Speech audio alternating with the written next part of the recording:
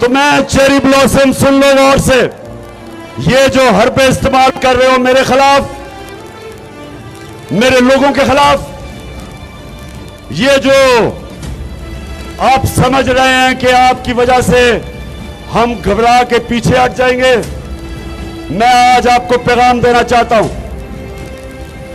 कि मैं सिर्फ अपने मुल्क की खातिर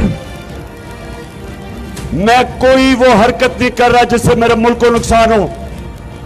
लेकिन मेरी अगर आपने दीवार के साथ मेरी कमर लगा दी तो याद रखें कि मैं कॉर्नर टाइगर बन सकता हूं। एक कॉल दूंगा, एक कॉल, और इस्लामाबाद में तुम्हें छुपने की जगह नहीं मिलेगी।